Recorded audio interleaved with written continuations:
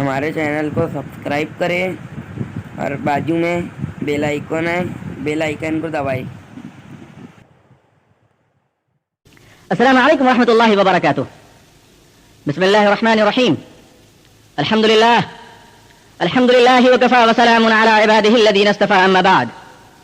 الحمد للہ رب العالمین والعاقبۃ للمتقین والصلاة علی رسولہ محمد وعلی آلہ واصحابہ اجمعین۔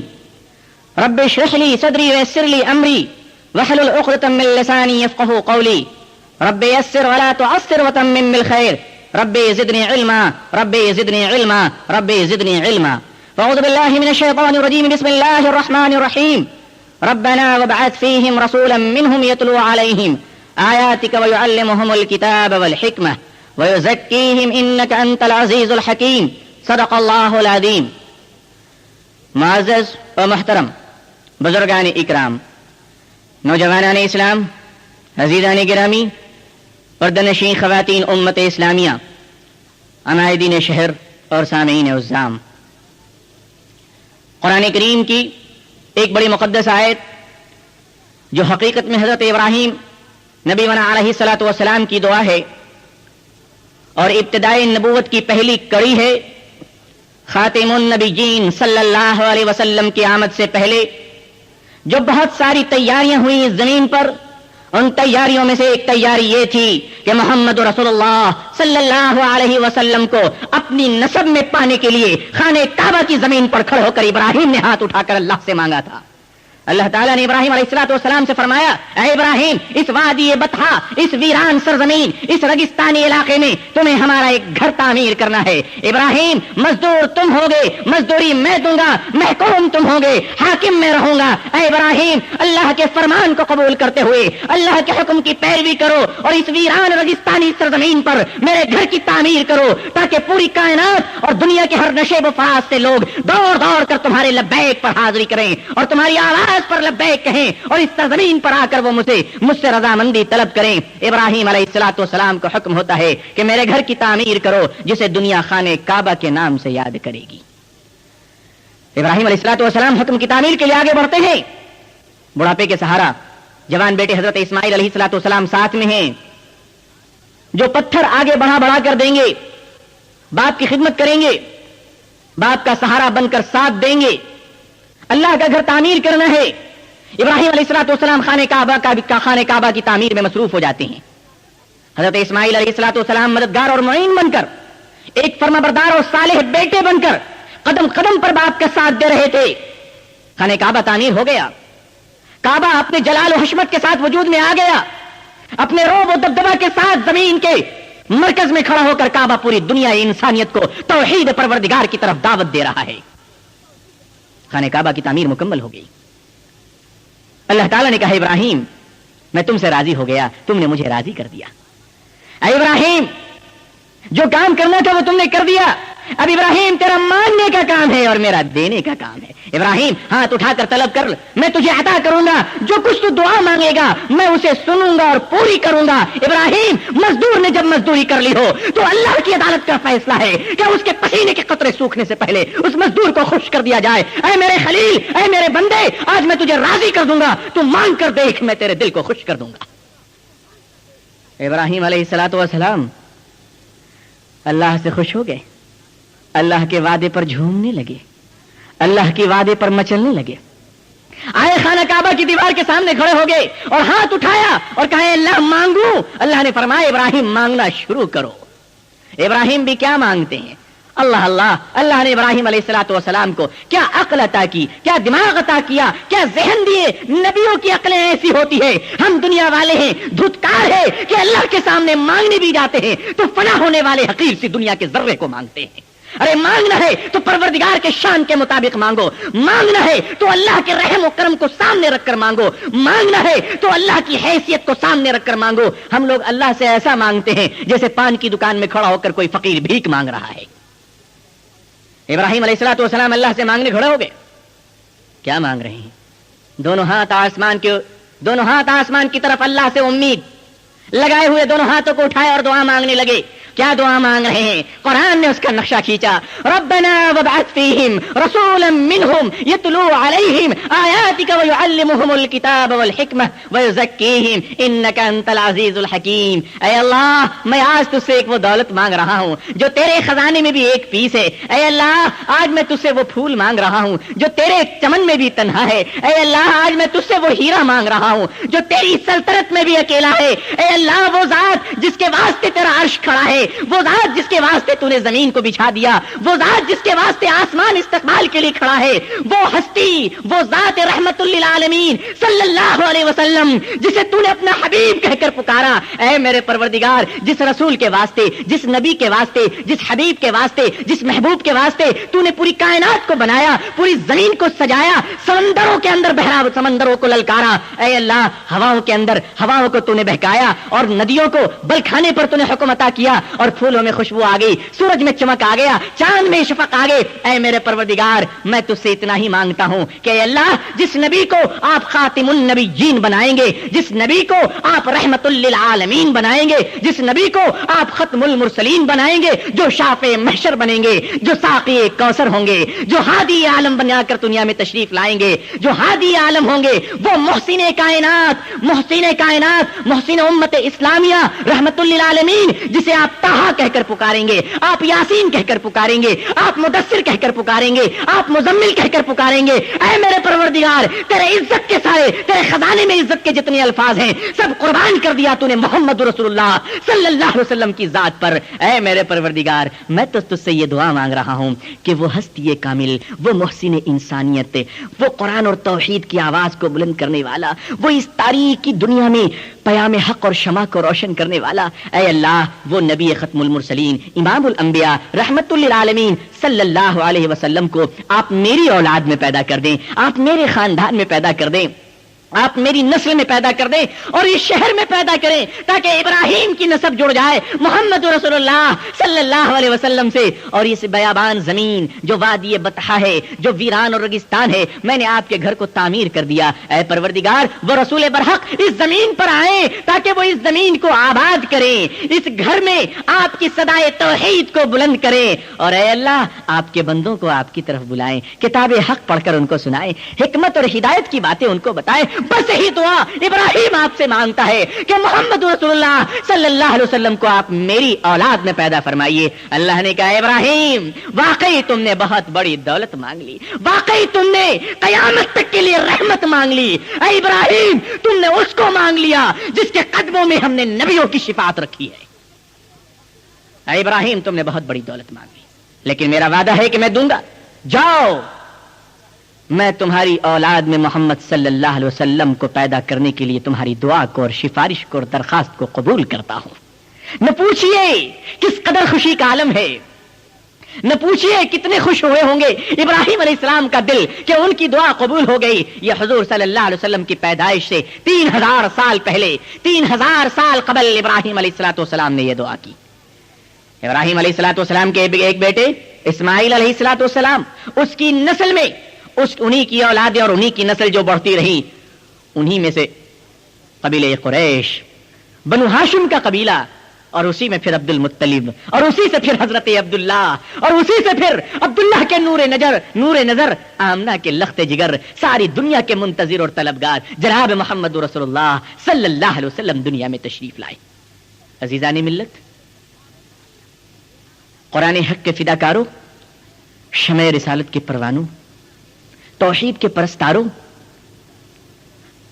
محسن انسانیت صلی اللہ علیہ وسلم کے دیوانوں, ذرا غور کرو, ذرا فکر کرو کہ نبی اکرم صلی اللہ علیہ وسلم کے تشریف لانے سے پہلے اس دنیا بباش کا کیا حال تھا. آسمان کی بلندیاں اپنی حقیقت کو فراموش کر چکی تھی, زمین کے نشو و فراز اور پوری دنیا کے ذرے ذرے انتظار کر رہی تھی, اور ہر ذرے ذرے سے آواز آ رہی تھی کہ اب وہ نبی برحق دنیا میں تشریف لائے گا صلی اللہ علیہ وسلم, جو نبی برحق امن اور انصاف کا ایک ایسا علم بردار ہوگا جو ظلم و تشدد کے ہر ناپاک عزائم کو قیامت تک کے لیے فنا کر کر رکھ دے گا. وہ نبی جب دنیا میں تشریف لائے گا تو وہ ایک ایسا حق کا سورج بن کر دنیا میں طلوع ہوگا کہ قیامت تک پھر وہ سورج کبھی غروب نہیں ہو سکتا. دنیا میں شرک اور کفر، الحاد اور بت پرستی، ظلم اور تشدد، بے ایمانی اور ناپاکی کی تاریکیاں وہ نبی برحق کے شمع رسالت کی روشنی میں ہمیشہ کے لیے ختم ہو جائے گی. اللہ نے سب کے آخری میں، سب سے اخیر میں تمام انبیاء علیہ الصلوۃ والسلام کو آ کر جانے کے بعد اللہ نے فیصلہ کیا کہ جناب محمد رسول اللہ صلی اللہ علیہ وسلم کو دنیا میں بھیجا جائے. آپ دنیا میں تشریف لا رہے تھے لیکن آپ کی پیدائش تو بہت پہلے ہو چکی تھی. سب سے پہلے اللہ نے آپ کو بنایا اور آپ کے نور سے آدم پیدا ہوئے. اگر میرے نبی نہ ہوتے تو خدا کی قسم یہ کائنات اللہ نہ بناتے. یہ کائنات بن کر انتظار میں تھے جناب محمد رسول اللہ صلی اللہ علیہ وسلم کے. وہ نورانی ستارہ، وہ نورانی چمک جو حضرت عبد المطلب کے پیشانی سے نکل کر عبداللہ کے سر پر صاف نظر آ رہا تھا، وہ حضرت عبداللہ جن کا نکاح حضرت آمنہ رضی اللہ تعالی عنہا سے ہوا. اللہ نے جوڑی کو منتخب کر لیا تھا کہ باپ کے لیے عبداللہ جیسے پاک باز نوجوان کا انتخاب کیا تو ماں کے لیے خدا کی قسم مکے کی سب سے شریف النفس عورت حضرت آمنہ کا انتخاب کیا گیا. وہ آمنہ جس کے قدموں کے نیچے آسمان کی بلندیاں جھک کر چوم کر سلام کرتی ہیں. وہ آمنہ جو پاؤں اٹھاتی ہے تو ستارے جھک جاتے ہیں. وہ آمنہ جو سر اٹھائے تو چاند شرما جاتا ہے. وہ آمنہ جب چلتی ہے تو آسمان پر رحمت کے سائے چلتے ہیں کہ آمنہ تو وہ جا رہی ہے جو پوری یتیمی کی خیر خواہی کرنے والے کی ماں تو جا رہی ہے، رہبر عالم کی والدہ تو جا رہی ہے. اے آمنہ تیرے گود میں تو وہ نور نظر آنے والے ہیں کہ اگر وہ نہ آتے تو دنیا نہ بنتی. ان کے آنے سے پوری کائنات منتظر ہے. حضرت آمنہ رضی اللہ تعالیٰ عنہ فرماتی ہیں کہ میرا نور نظر، میرا لخت جگر محمد صلی اللہ علیہ وسلم جب میرے شکم میں ہیں، جب میرے پیٹ میں ہیں تو میں کنویں میں پانی بھرنے کے لیے جاتی تھی. وہ فرماتی کہ میں کنویں میں پانی بھرنے کے لیے جاتی. کنویں میں گہرائی ہوتا ہے اور اس گہرائی کے نیچے پانی ہوتا ہے. تمام عورتیں جھک کر پانی لیتی ہیں، رسی اور ڈول ڈالتی ہیں اور کھینچتی ہیں، جھک کر پھر پانی لیتی ہیں. حضرت آمنہ فرماتی ہیں کہ محمد رسول اللہ صلی اللہ علیہ وسلم میرے شکم میں ہے، میرے پیٹ میں ہے، میں پانی لینے کے لیے جاتی ہوں. جب ڈول لے کر پانی لینے کے لیے جھکتی ہوں تو کیا دیکھتی ہوں؟ کنویں کا پانی اوپر آ جاتا ہے، آواز آتی ہے، اے آمنہ تو اس کو لے کر جھک رہی ہے. اے آمنہ تو کیوں جھک رہی ہے؟ تیرے گود میں تو وہ آ رہے ہیں جن کے قدموں پہ زمانہ جھکے گا، تو اس کی ماں ہو کر پانی کے لیے جھکے. یہ پانی کے سامنے نہیں، یہ پانی کی خیر و بھلائی نہیں. اے آمنہ تو اوپر کھڑی رہا، پانی تو تیرے قدموں کو آ کر چومے گا، پانی تو تیرے پاؤں کے نیچے آئے گا، پانی تو تیرے پاس آئے گا، تیرا استقبال کرے گا. آمنہ تو مت جھک، ہم تیرے لیے جھک رہے ہیں. اے آمنہ تو اس نبی کی ماں ہے جس کے قدموں پہ سارا جہاں جھکنے والا ہے. حضرت آمنہ فرماتی کہ پانی اوپر آ جاتا. ایک رات کا واقعہ بیان کرتی ہیں حضرت آمنہ رضی اللہ تعالیٰ عنہ کہ میں نے ایک رات خواب میں دیکھا کہ آسمان کی بلندی سے ایک چاند آتا ہے اور میرے گود میں سمو جاتا ہے.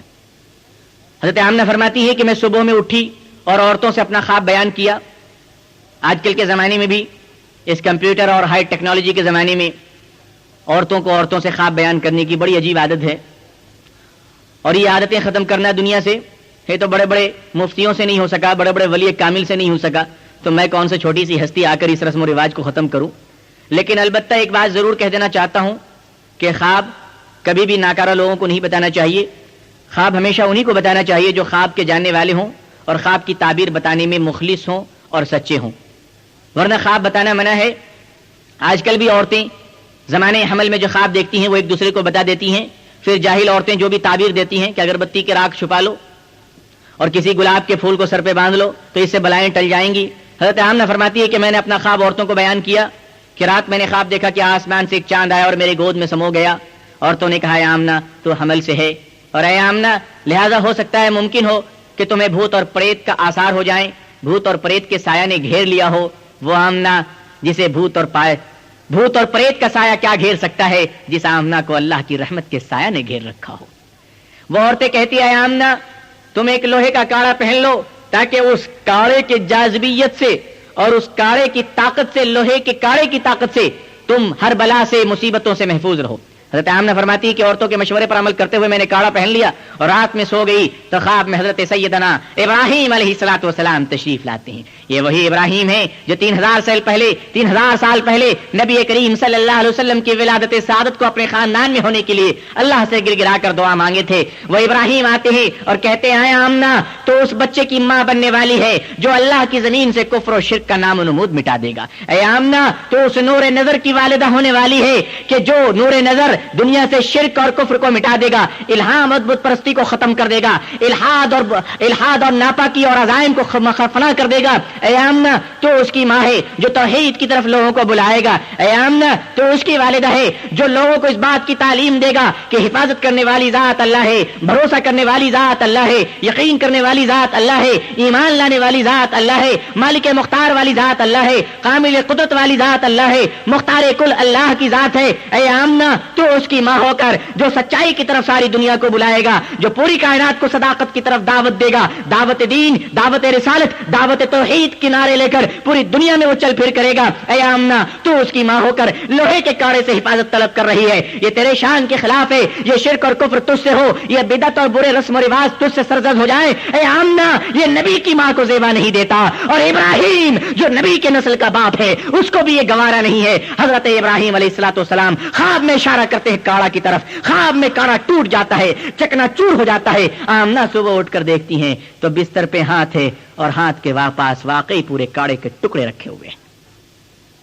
حضرت آمنہ فرماتی ہیں کہ حضور صلی اللہ علیہ وسلم کے دنیا میں تشریف لانے سے پہلے ہر رات میرے کمرے میں کوئی نہ کوئی نبی تشریف لاتے اور آ کر مجھے مبارکبادی دیتے, مجھے خوشی کا پیغام سناتے, مجھے سلام کہتے اور آنے والے نبی پر درود و سلام کا ہدیہ نذرانِ عقیدت پیش کرتے.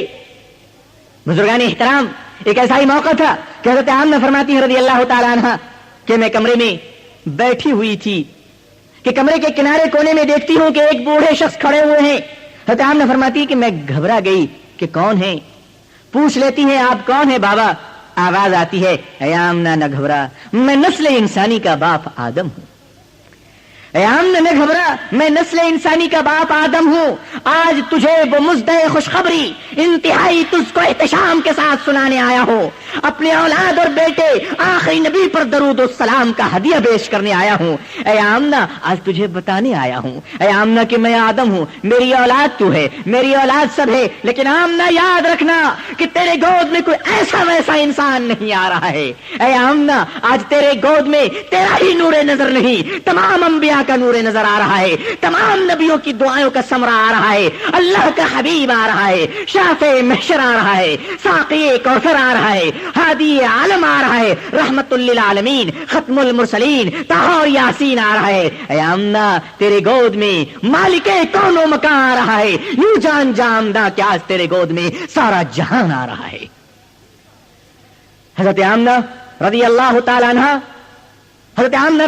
تعالی عنہ کو مبارکباد پیش کرنے والے انبیاء علیہ الصلوۃ والسلام کا تانتا بندھا ہوا ہے. 1,23,999 انبیاء علیہ الصلوۃ والسلام آ کر مبارکبادی دے رہے اس نبی کی ماں کو جن کے آنے کے بعد نبیوں کی تعداد 1,24,000 کو پہنچ جائے گی.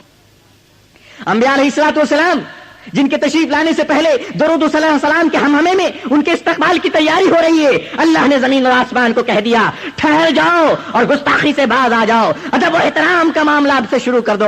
میرے نبی آنے والے ہیں, میرے حبیب آنے والے ہیں. اور بزرگوں اور دوستوں یقین مانیے اس نبی کا احترام کیا ہے, اس نبی کی عزت کیا ہے, اس نبی کی محبت کیا ہے, خدا کی قسم اللہ کی ذات کے سوا کوئی نہیں سمجھ سکتا. اس قرآن پاک میں جس سے سچی اور بحق کتاب اس دنیا میں کوئی نہیں ہے, اللہ نے اپنے نبی کو قرآن میں 227 جگہ پکارا ہے, لیکن کہیں پر بھی نام لے کر نہیں پکارا ہے. اللہ نے 227 جگہ اپنے نبی کو پکارا, مگر کہیں پر نام لے کر نہیں پکارا, بلکہ کہیں یا حبیب کہہ کر پکارا. حبیب کا تو ترجمہ ہی نہیں ہو سکتا. لوگ کر لیتے ہیں ترجمہ دوست, فرینڈ, ساتھی, لیکن حقیقت پوچھئے تو حبیب کا جو جملہ ہے وہ اللہ کہہ سکتا ہے اور اپنے نبی کی شان میں ہی کہہ سکتا ہے. اس کا تو ترجمہ ہی نہیں ہو سکتا. اور اپنے نبی کو کیسے پکارا اللہ نے, کتنے ادب و احترام سے. کبھی نہیں کہا کہ اے محمد میری بات کو مانو, یوں کہتے تھے یا ایھا النبیو, اے میرے نبی, یا ایھا المدثر یا ایھا المزمل، کبھی یاسین کہہ کر پکارا، کبھی طٰہٰ کہہ کر پکارا، کبھی نبی کہہ کر پکارا، کبھی رسول کہہ کر پکارا، کبھی حبیب کہہ کر پکارا، کبھی کالے چادر میں لپیٹ کر بیٹھنے والے کہہ کر پکارا، کبھی کالی کملی والے کہہ کر پکارا۔ کس کس محبت ناز و نخرے سے اللہ نے اپنے نبی کو پکارا، کیونکہ اللہ جانتے تھے کہ اللہ نے جس کو دنیا میں بھیجا ہے اس سے زیادہ محبت اللہ نے بھی کسی سے نہیں کیا ہے۔ وہ حبیب کائنات رحمت عالم صلی اللہ علیہ وسلم کا صحیح احترام تو قرآن کے اندر اللہ نے ہی بتایا ہے۔ اللہ اپنے کرم سے ہمیں توفیق عطا فرمائے احترام کا، اللہ ہمیں اپنے کرم سے ہمیں توفیق دے احترام کی اور آپ کی عقیدت و محبت کی کہ قرآن میں کس شان و عظمت کے ساتھ بلایا گیا۔ کاش مسلمانوں کو بھی یہ توفیق ہو جاتی کہ وہ اللہ کے حبیب اور اپنے آقا اور رہبر عالم صلی اللہ علیہ وسلم کے بلانے کے آداب سے واقف ہو جاتی۔ یتیموں کا اتنا بڑا مقام ہے، کسی انسان کا تعلق شہنشاہ سے ہوتا ہے، کسی انسان کا تعلق اپنے باپ سے ہوتا ہے، ہر انسان کا تعلق اپنے باپ سے ہوتا ہے۔ نسل اور خاندان کے اعتبار سے کوئی بادشاہوں سے تعلق رکھتا ہے، کوئی خان، کوئی پٹھان، کوئی شیخ، کوئی سید، کوئی سنی، نہ جانے کس کس تعلق سے ان کو پکارا جاتا ہے اور انسانوں کو یاد کیا جاتا ہے۔ لیکن بتا دوں کہ اگر کسی کا تعلق سکندر سے ہے، کسی کا تعلق ہارون سے ہے، کسی کا تعلق بادشاہوں سے ہے، کسی کا تعلق وزیر اعظم سے ہے، کسی کا تعلق صدر سے ہے، تو یتیم کا تعلق جناب محمد رسول اللہ صلی اللہ علیہ وسلم کی ذات گرامی سے ہے۔ یہ کہ ایک یتیم کو محبت کی نظر سے دیکھنا آقا دو جہاں کو محبت کی نظر سے دیکھنا ہے۔ ایک یتیم کو پیار اور محبت سے دیکھنا، ایک یتیم کے سر پر شفقت کا ہاتھ پھیرنا، یہ نیکی اور صدقہ ہے اور ثواب ہے۔ حدیث میں آتا ہے کہ یتیم کے سر پر جتنے بال ہوتے ہیں، شفقت سے ہاتھ پھیرنے والے کو ہر بال کی طرف سے ایک صدقے کا ثواب ملتا ہے۔ کیونکہ آقا دو جہاں صلی اللہ علیہ وسلم کو اللہ نے یتیم بنایا، دنیا میں آپ تشریف لائے، آپ کی عمر مبارکہ، آپ کی عمر شریف 6 سال کو پہنچی تو آپ کے سر سے ماں کا بھی سایہ اٹھ گیا۔ والدہ آمنہ وہ ماں، وہ بھی دنیا سے رخصت ہو گئی، لیکن نبی کریم صلی اللہ علیہ وسلم جب بچے تھے، جب چھوٹے تھے، آپ کی ماں حیات میں تھی تو مکے کے رسم و رواج کے مطابق دیہات کی عورتیں آتی اور مکے کے بچوں کو لے جاتی اور ان کو دودھ پلا کر پرورش کرتی اور بہادری اور شجاعت کا درس دیتی اور بہادر بناتی۔ وہ سب تعلیم بڑی عام تھی۔ دیہات کی عورتیں آتی اور مکے کے بچوں کو لے جاتی اور ان کو دودھ پلا کر پرورش کرتی اور بہادری اور شجاعت کا درس دیتی اور بہادر بناتی۔ وہ سب تعلیم بڑی عام تھی۔ مکے میں بڑے بڑے گھرانے کی دولت مند عورتوں کے بچے تھے۔ مکے میں 1 سال تمام دیہاتوں کے اور قرب و جوار کے قریہ جات کے عورتیں آئیں اپنے اونٹوں پر سوار ہو کر کہ چھوٹے چھوٹے بچوں کو لے جائیں، 2 سال 3 سال 4 سال 10 سال پرورش کر ان کو واپس کریں اور پھر ان کے ماں باپ سے اس کے عوض میں بڑی دولت اور موٹی رقم حاصل ہو جائے۔ ایک انہی عورتوں میں سے ایک خوش قسمت عورت تھی جس کو اللہ نے جناب محمد رسول اللہ صلی اللہ علیہ وسلم کی خدمت کے لیے قبول کر لیا۔ وہ عورت دائی حلیمہ تھی، بڑی کمزور تھی، بہت غریب تھی، بڑی پریشان حال تھی، لاغر تھی، لیکن کیا پتا اس کے جبین شوق پہ جو نور چمک رہا تھا وہ نور جناب محمد رسول اللہ صلی اللہ علیہ وسلم کی مسکراہٹ کا نور تھا۔ حضرت حلیمہ فرماتی ہے کہ میری اونٹنی کمزور تھی اور وہ بھوک کی وجہ سے کمزور ہو گئی تھی۔ ساری عورتیں اپنے مضبوط ترین اور موٹی تازی اونٹوں پہ بیٹھ کے سواریوں پہ بیٹھ کے مکے پہنچ گئی، اور چونکہ سب سے پہلے پہنچی تو مالدار بچے ان لوگوں کو مل گئے، وہ واپس چلی گئی۔ حلیمہ جو سب سے آخر میں آئی تو کوئی بھی مالدار بچہ نہیں ملا۔ دولت کے اعتبار سے مالدار سارے بچے جا چکے تھے، لیکن پوری دنیا کے خزانے جن کے پاؤں کے نیچے کچل رہا تھا وہ جناب محمد رسول اللہ حلیمہ کے انتظار میں تھے۔ حلیمہ فرماتی ہے کہ میں مکہ پہنچی، ادھر ادھر دیکھنے لگی بچہ کہاں ملے گا، عبد المطلب کے گھر میں جاتی ہے۔ حضرت حلیمہ فرماتی ہے کہ حضرت آمنہ کی گود میں نبی کریم صلی اللہ علیہ وسلم لیٹے ہوئے ہیں، چھوٹے بچے ہیں۔ حلیمہ جب دیکھتی ہے تو آقا نے مسکرا دیا۔ حلیمہ کہتی ہے میری زندگی میں خوشیاں واپس آ گئی، محمد کی ایک مسکراہٹ کو دیکھ کر میں بے چین ہو گئی، خوشی سے پاگل ہو گئی۔ میں نے کہا مجھے کچھ نہیں چاہیے، بس یہ محبوب دے دو۔ نبی اکرم صلی اللہ علیہ وسلم کو ساتھ میں لیتی ہے۔ حلیمہ فرماتی ہیں کہ حضور کو لے کر میں جیسے ہی اونٹنی پر بیٹھتی ہوں تو وہ اونٹنی جو اپنے بھوک اور کمزوری کی وجہ سے سب سے آہستہ چل کر مکے میں سب سے پیچھے پہنچی تھی، وہ اونٹنی پر جب آقا دو جہاں رحمت للعالمین صلی اللہ علیہ وسلم سوار ہوتے ہیں تو اللہ کی قدرت کی طرف سے اونٹنی کو قوت عطا ہوتی ہے، اونٹنی کی رفتار عطا ہوتی ہے اور اونٹنی تیز تیز بھاگتی ہے. حلیمہ بیٹھتی ہے محمد عربی کو لے کر، اونٹنی اپنی تقریر پر فخر کرتی ہے، اونٹنی شان و شوکت اور ناز و نخروں کے ساتھ زمین پر قدم مارتی ہے اور سب سے تیز چلتے ہوئے آگے بڑھ جاتی ہے. جتنی عورتیں پہلے چلی تھی حلیمہ کی اونٹنی سب کو پیچھے کر دیتی ہے، حلیمہ کی اونٹنی سب کو آگے، سب سے آگے پہنچ جاتی ہے. عورتیں پوچھتی ہے اے حلیمہ تیری اونٹنی تو بڑی کمزور تھی، اس کی سست رفتاری کی وجہ سے تو سب سے اخیر میں پہنچی، لیکن بتا یہ کیا ہو گیا اچانک کہ تو سب سے آگے پہنچ گئی؟ حلیمہ بتا کیا تو نے سواری بدل دی ہے؟ حلیمہ نے کہا سواری نہیں، سوار بدل گیا ہے. سواری نہیں، سوار بدل گیا ہے. پہلے اس اونٹنی پر حلیمہ سوار تھی، اب اس اونٹنی پر دونوں جہاں کے رحمت سوار ہیں. بھلا اب اس اونٹنی کا مقابلہ کون کر سکتا ہے؟ اونٹنی کو بھی معلوم تھا کہ وہ جس کو لے کر چل رہی ہے وہ اس کی تقدیر کی بھلائی ہے اور اس کے ظرف اور مقام اور احترام کے مظہر اور ثبوت اور دلیل ہے. حضرت حلیمہ اپنے گاؤں میں پہنچی، نبی اکرم صلی اللہ علیہ وسلم کو دودھ پلانے کے لیے آگے بڑھتی ہیں تو حضور صلی اللہ علیہ وسلم بچپن میں بھی یہ اصول اور انصاف کے بانی اور مبانی، داہنی طرف سے آپ دودھ پیتے ہیں اور صرف ایک ہی طرف دودھ پیتے ہیں. چونکہ حلیمہ کو ایک چھوٹا بچہ بھی تھا، وہ بھی دودھ پیتا تھا، جو حضور صلی اللہ علیہ وسلم کا دودھ شریک بھائی کہلاتا ہے. حضرت حلیمہ دودھ دیتی ہیں، آپ صلی اللہ علیہ وسلم داہنی طرف سے دودھ پیتے ہیں. حلیمہ جب بائیں طرف لاتی ہے تو آپ نہیں پیتے ہیں، کیونکہ ایک میں آپ نے اپنا حق لیا ہے اور ایک دودھ اپنے شریک بھائی کے لیے چھوڑ دیا ہے. بچپن میں آپ کے انصاف کا یہ عالم، آپ صلی اللہ علیہ وسلم دونوں طرف دودھ نہیں پیتے کیونکہ آپ کے انصاف کا تقاضا تھا. فرماتے تھے اگر دونوں طرف میں پی لوں گا تو میرا تو پیٹ بھر جائے گا، میرا یہ معصوم بھائی بھوکا رہ جائے گا. نبی اکرم صلی اللہ علیہ وسلم جاں بازی اور بہادری کی دنیا میں پرورش پاتے ہیں. آپ صلی اللہ علیہ وسلم جن کے قدم قدم پر اللہ آپ کی حفاظت کر رہا ہے، اللہ تعالیٰ آپ کی رہنمائی کر رہا ہے، آسمان کے رحمت کے فرشتے قدم قدم پر درود و سلام بھیج رہے ہیں اور آپ پر رحمت اور بادلوں کا سایہ چل رہا ہے. نہ پوچھئے وہ زمین وہ ذرے کتنے خوش قسمت ہیں جس ذرے پر میرے نبی کا پاؤں پڑا ہو صلی اللہ علیہ وسلم. حضور صلی اللہ علیہ وسلم مکہ تشریف لاتے ہیں، 6 سال کی عمر شریفہ پہنچتی ہے کہ ماں کا سایہ بھی دوسروں سے اٹھ جاتا ہے. دادا پرورش کرتے ہیں حضرت عبد المطلب، اپنے نور نظر کو لخت جگر کو سینے سے لگا کر پالتے ہیں. 10 سال کی عمر ہوتی ہے، اللہ تعالیٰ نے دادا کو بھی موت دے دی اور آپ صلی اللہ علیہ وسلم کے سر سے شفیق دادا کا بھی سایہ اٹھ گیا جو باپ سے کم نہ تھا پیار میں. حضرت عبد المطلب کی جب انتقال کا وقت آتا ہے تو عبد المطلب اپنے بیٹے حضرت ابو طالب کو بلا کر کہتے ہیں کہ میرے بہت سارے بیٹے ہیں لیکن ابو طالب تو بڑا نہایت شفیق ہے، تیرے دل میں بڑا کرم ہے، محمد کے لیے بڑی محبت ہے، تو بڑا دلدار ہے. یہ میں اپنے مرحوم بیٹا عبداللہ کے یتیم بیٹے محمد رسول اللہ کو، محمد کو تیرے حوالے کرتا ہوں. اے ابو طالب دیکھنا کہ میرے بیٹے کو کسی قسم کی خراش نہ آ جائے، اس کے آنکھوں میں کبھی نمی نہ آ جائے، اس کا دل نہ ٹوٹنے پائے، بہت خیال رکھنا. حضرت ابو طالب اپنی گود میں لیتے ہیں، سینے سے چمٹا لیتے ہیں اور فرمایا بابا فکر نہ کیجئے، یہ ابو طالب اپنی جان تو دے گا لیکن اپنے بھتیجے کی جان کو قربان ہونے نہیں دے گا. اس کے ہر پل حفاظت میں، اس کے ہر پل ناز و نخرے کو سنبھالنے میں ابو طالب خود کو قربان کر دے گا.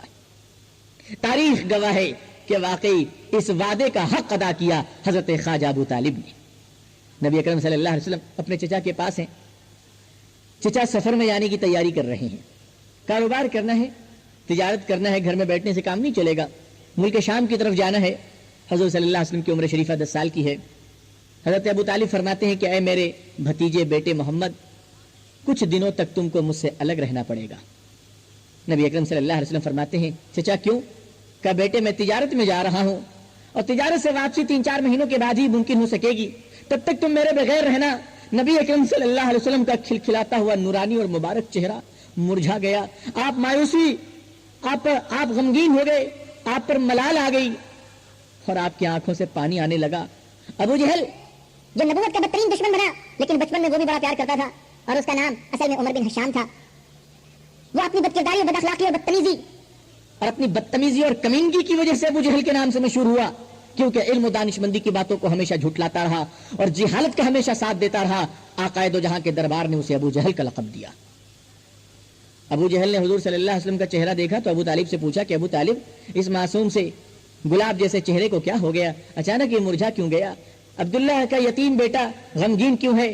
تو حضرت ابو طالب فرماتے ہیں کہ ہم لوگ سفر میں جا رہے ہیں، میری جدائی کے غم سے میرا بیٹا غمگین ہے اور سواری میں گنجائش نہیں کہ میں لے لوں. تو ابو جہل کہتا ہے میرے اونٹ پر گنجائش ہے، میں محمد صلی اللہ علیہ وسلم کو اپنے ساتھ لے لیتا ہوں، مگر یہ غمگین اور اداس چہرہ پسند نہیں، چلو ساتھ میں لے کر چلتے ہیں۔ نبی اکرم صلی اللہ علیہ وسلم خوشی سے اچھلنے لگتے ہیں، اپنے چچا کے ہمراہ چلنے کے لیے تیار ہو جاتے ہیں۔ ابو جہل پیچھے بیٹھا، نبی اکرم صلی اللہ علیہ وسلم آگے تشریف رکھے۔ سفر چلتا رہا، یہ سفر مسافروں کا کارواں چلتا رہا، کوئی آگے کوئی پیچھے۔ کس کو معلوم تھا کہ اس سفر میں رحمت عالم ہے، جن کی وجہ سے ہمارا سفر کامیاب ہو رہا ہے، جن کی وجہ سے ہمارے سفر میں اللہ کی رحمتیں اور برکتیں بارش کے بوندوں کی طرح نازل ہو رہی ہے۔ آپ سفر میں جا رہے ہیں، ایک علاقے سے آپ کا گزر ہوگا، اس علاقے کا پادری اپنے بائبل اور تورات کو کھول کر کہہ رہا ہے اپنے لوگوں سے کہ آج اس راستے سے اللہ کا آخری رسول گزرے گا، وہ اس کے انتظار میں ہے۔ حضور صلی اللہ علیہ وسلم ایک گاؤں میں پہنچتے ہیں تو اس گاؤں کے نمائندے آ کر کہتے ہیں کہ آپ لوگ کہاں سے آئے؟ ابو جہل آگے بڑھ کر کہتا ہے کہ ہم لوگ مکے سے آئے ہیں۔ تو وہ شخص گاؤں کا آدمی کہتا ہے کہ آپ سب کو دعوت ہے ہمارے پادری کے گھر میں، آپ لوگ سب کھانے پر آ جائیے۔ ابو جہل خوش ہو گیا، سفر میں کون کس کو کھلاتا ہے، چلو ایک وقت کھانے کا موقع تو مل گیا۔ اسے کیا معلوم کہ کس کے قدموں کے دھول میں یہ کھانا تجھے نصیب ہو رہا ہے۔ ابو جہل نے اپنے قافلے کو روکا، حضرت ابو طالب نے تمام سامان رکھ دیے۔ نبی اکرم صلی اللہ علیہ وسلم جو مسکراتے ہوئے چہرے کے ساتھ بیٹھ گئے سامان کے پاس۔ کھانے کے لیے جانا تھا، عرب کے شیوخ نے، عرب کے بڑے بڑے رؤسا نے جو شریک سفر تھے، ان سب نے اپنے اپنے کپڑے تبدیل کر لیے، اطریات لگا لیے کہ اب چلنا ہے دعوت میں۔ جب دعوت میں چلنے لگے تو مشورہ ہوا کہ سامان کون دیکھ بھال کرے گا۔ ابو جہل نے کہا کہ محمد چھوٹا بچہ ہے، یہ کیا کھائے گا دعوت میں، چلو ان کو سامان کے پاس چھوڑ دیتے ہیں، یہ سامان دیکھیں گے، ہم کھانا کھائیں گے۔ آقا نے مسکرا دیا، کہا جاؤ جاؤ، جس کے صدقے میں تمہیں کھانا مل رہا ہے اس کو تم نے سامان کے پاس چھوڑ رکھا ہے۔ اب دل میں کہا جب تک میں اس پادری کے گھر پہ پاؤں نہیں رکھوں گا تمہارے حلق کے نیچے لقمہ اترنے کی اجازت نہیں دے گا کوئی۔ لیکن کیا معلوم تھا ابو جہل کو؟ ابو جہل پوری فٹ بال ٹیم کے ساتھ پادری کے گھر پہنچ گیا۔ پادری نے ایک ایک آدمی کو دیکھا، ہر آدمی کی پیشانی کو دیکھ رہا ہے اور توریت کے پنے کو دیکھ رہا ہے کہ تورات جس چمک اور نور کی نشاندہی کر رہا ہے وہ نور ہمیں کسی کی پیشانی میں نظر نہیں آ رہا ہے۔ پادری نے کہا کوئی چھوٹ تو نہیں گیا آپ لوگوں کا؟ ابو جہل نے کہا نہیں ہم لوگ سب آگے ہیں۔ پادری نے کہا نا وہ نہیں آئے جس کے واسطے آپ آئے ہیں، ہم جانتے ہیں کہ وہ کہاں ہیں۔ ابو جہل نے کہا اچھا وہ میرا ایک چھوٹا بھتیجا ہے، میرے بھائی کا لڑکا ہے عبداللہ کا، وہ چھوٹا لڑکا ہے، وہ سامان دیکھ رہا ہے۔ پادری نے کہا وہ چھوٹا ہے جو پوری دنیا کا امام بننے والا ہے؟ ارے بے وقوفو، ارے عقل کے اندھو، جسے تم نے چھوٹا کہا ہے، اللہ کے بعد سب سے بڑی ذات اسی کی ہے۔ جاؤ، جب تک وہ آ کر اوپننگ نہیں کرتے، جب تک وہ آ کر افتتاح نہیں کرتے، جب تک وہ آ کر بسم اللہ نہیں کرتے، جو روٹی کا ٹکڑا اٹھاؤ گے ہاتھ کاٹ دوں گا۔ جب تک کہ وہ تشریف نہ لائیں جس کے واسطے یہ دیگیں چڑھی ہوئی ہے۔ ابو جہل نے ناک منہ ذرا چڑھایا اوپر کہ ہم عرب کے شیوخ بیٹھے ہوئے ہیں، ہم عرب کے یجمان بیٹھے ہوئے ہیں، ہم عرب کے صدر سیکرٹری بیٹھے ہوئے ہیں اور ہمیں کوئی پوچھنے والا نہیں، اور وہ یتیم بھتیجے کی اتنی عزت ہو رہی ہے۔ ایک آدمی گیا اور حضور صلی اللہ علیہ وسلم کو گزارش کیا کہ آپ آئیے دعوت میں۔ حضور اٹھے اور بڑے اچھے انداز میں تشریف لائے، مسکراتے ہوئے۔ جانتا تھا میں کہ کیا ہوگا۔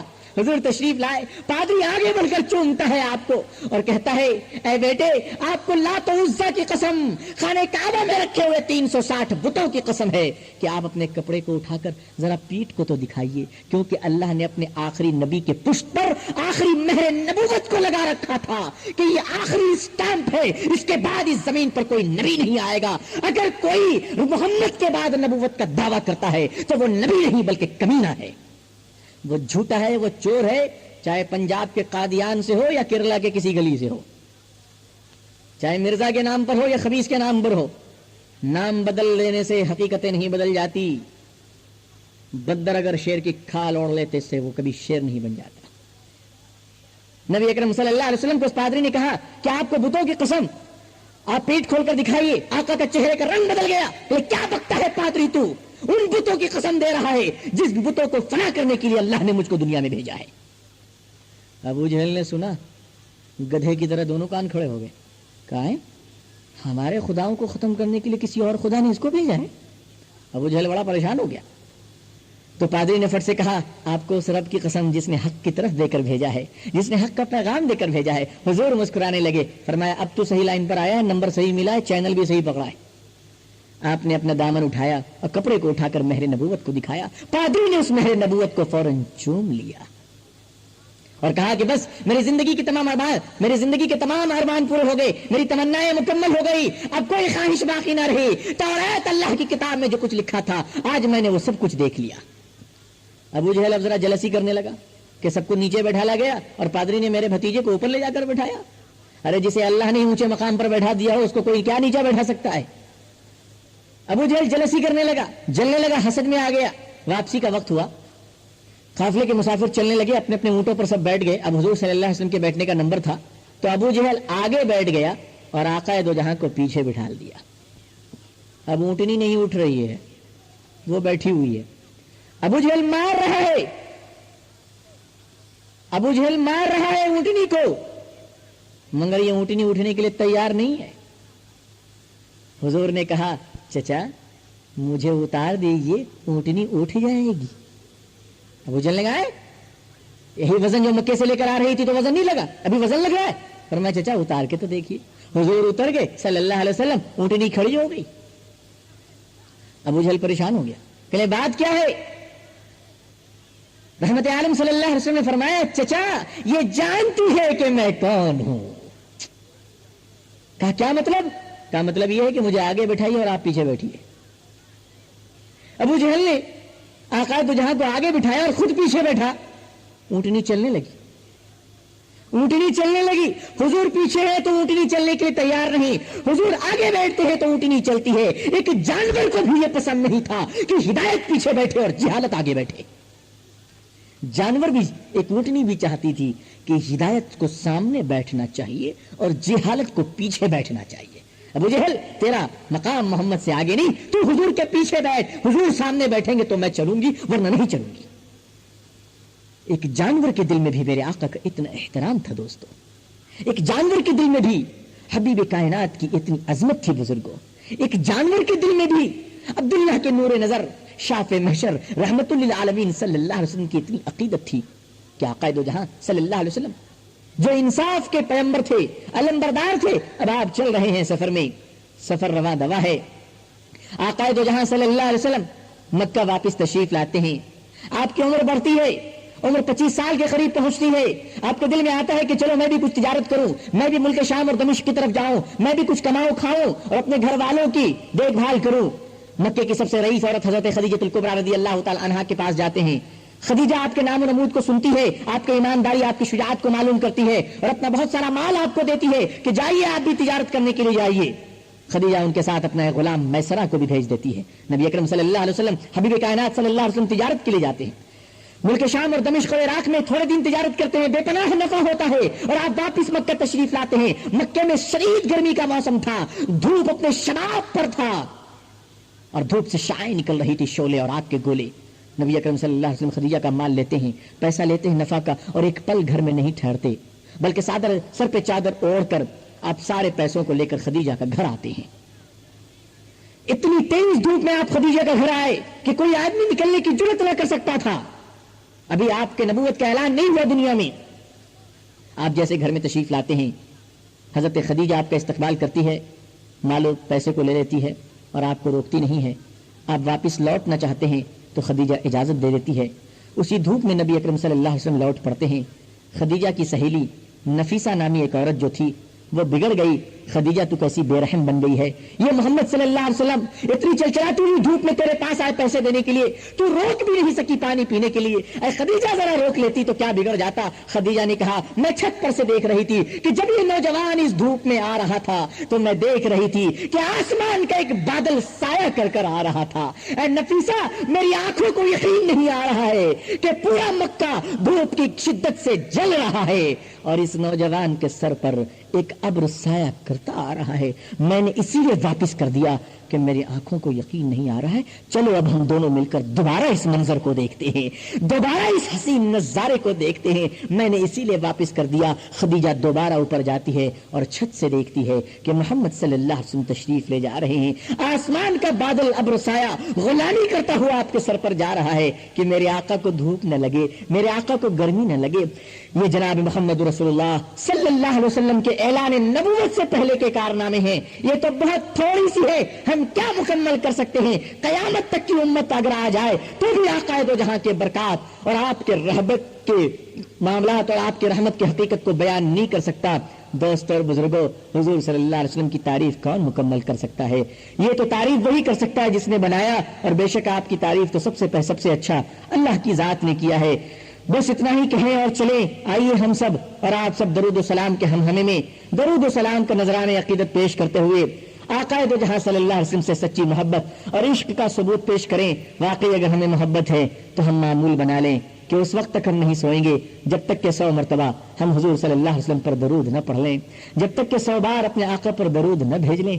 آقا دو جہاں کا کتنا احسان ہے ہم پر, ہم ان احسانوں کا بدلہ تو نہیں دے سکتے. اپنے جسم کی چمڑی کے جوتے بنا کر اگر آقا کو پہنا دیں تو بھی خدا کی قسم آقا دو جہاں کے احسان کا بدلہ پوری دنیا نہیں دے سکتی. ہم درود و سلام پیش کریں. اللہ تعالی ہم سب کو نبی اکرم صلی اللہ علیہ وسلم سے سچی عشق اور محبت عطا فرمائے. ہمارے دلوں میں اللہ اپنی محبت اور اپنا خوف ڈال دے. اللہ ہمارے دلوں میں نبی اکرم صلی اللہ علیہ وسلم کی سچی محبت اور عظمت ڈال دے. اللہ دنیا میں بھی حضور صلی اللہ علیہ وسلم کی ہم سب کو سچی محبت عطا فرمائے. آخرت میں بھی نبی اکرم صلی اللہ علیہ وسلم کی ہمیں شفاعت عطا فرمائے. حضور صلی اللہ علیہ وسلم کی شفاعت میں جنت نصیب فرمائے. اللہ تعالی ہمیں اور آپ کو کہنے سننے زیادہ عمل صالح کی توفیق عطا فرمائے. آخر دعوانا الحمدللہ رب العالمین والسلام علیکم ورحمۃ اللہ وبرکاتہ. وہ سنہری جالیوں کی شب غم جو یاد آئی, میں خوشی سے جھوم اٹھا, میری روح مسکرائی. وہ سنہری جالیوں کی شب غم جو یاد آئی, میں خوشی سے جھوم اٹھا, میری روح مسکرائی. سر عرش تھی گوارا اسے کب تیری جدائی, سر عرش تھی گوارا, سر عرش تھی گوارا اسے کب تیری جدائی. نکلی کی آنکھ جھپکی, نکلی کی آنکھ جھپکی, نہ گلوں کو نیند آئی. وہ سنہری جالیوں کی شب غم جو یاد آئی, میں خوشی سے جھوم اٹھا, میری روح مسکرائی. میرے آقا کملی والے, میرے آقا کملی والے, یہ کرم ہے مجھ پہ تیرا, میں جدھر گیا اکیلا, میں جدھر گیا اکیلا, میرے ساتھ تھی خدائی.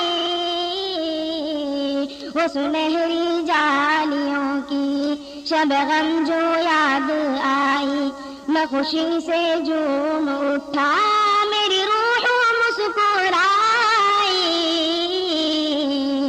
مجھے جو بھی کچھ ملے گا وہ ملے گا ان کے در سے, مجھے جو بھی کچھ ملے گا, مجھے جو بھی کچھ ملے گا وہ ملے گا ان کے در سے. کوئی اور کیا بھرے گا, کوئی اور کیا بھرے گا, میرا پاس آئے گا دائی. وہ سنہری جالیوں کی جو بھی میں کچھ بھی چاہوں, جو بھی میں کچھ بھی چاہوں, تو جہاں کا رخ بدل دوں. میں غلام مصطفیٰ ہوں, میں غلام مصطفیٰ ہوں, میرے ساتھ ہے خدائی. وہ سنہری جالیوں کی شب غم جو یاد آئی, میں خوشی سے جھوم اٹھا, میری روح مسکرائی. बड़ा बदनसीब हूँ मैं, वहाँ जाके लौट आया। हमारे चैनल को सब्सक्राइब करें और बाजू में बेल आइकन है, बेल आइकन को दबाएं।